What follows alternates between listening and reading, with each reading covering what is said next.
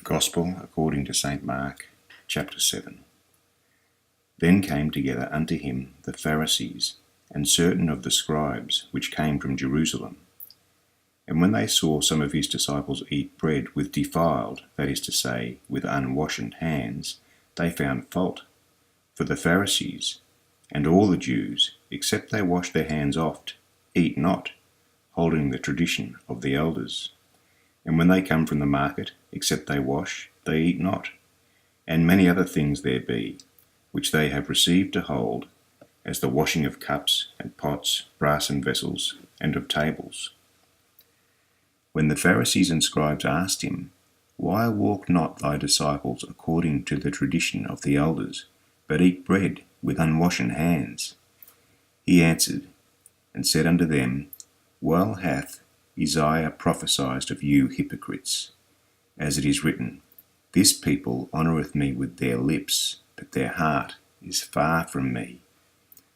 Howbeit in vain do they worship me, teaching for doctrines the commandments of men.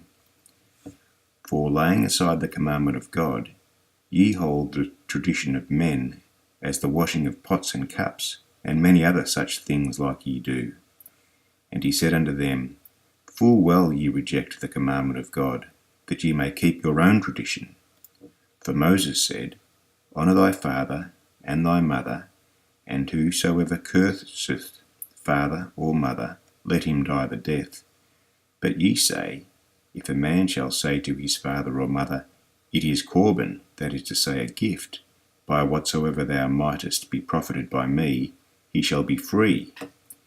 And ye suffer him no more to do aught for his father or his mother, making the word of God of none effect through your tradition, which ye have delivered, and many such like things do ye.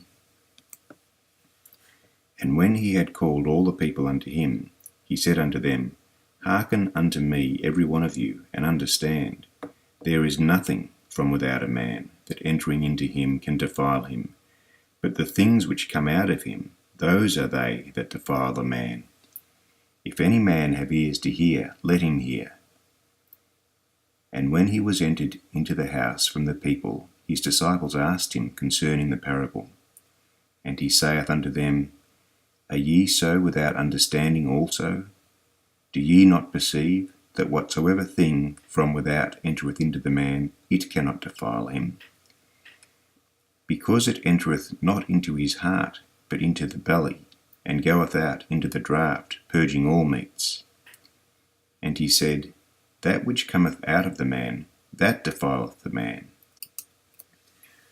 For from within, out of the heart of men proceed evil thoughts, adulteries, fornications, murders, thefts, covetousness, wickedness, deceit, lasciviousness, an evil eye, blasphemy, pride, foolishness. All these things come from within, and defile the man.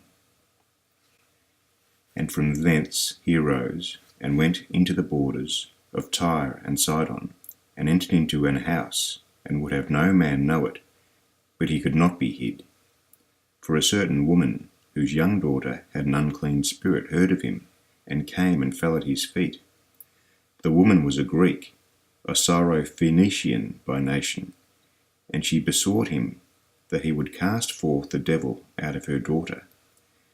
But Jesus said unto her, Let the children first be filled, for it is not meet to take the children's bread, and to cast it unto the dogs. And she answered and said unto him, Yes, Lord, yet the dogs under the table eat the children's crumbs. And he said unto her, For this saying go thy way, the devil is gone out of thy daughter. And when she was come to her house, she found the devil gone out, and her daughter laid upon the bed. And again, departing from the coasts of Tyre and Sidon, he came unto the sea of Galilee, through the midst of the coasts of Decapolis. And they bring unto him one that was deaf, and had an impediment in his speech, and they beseech him to put his hand upon him.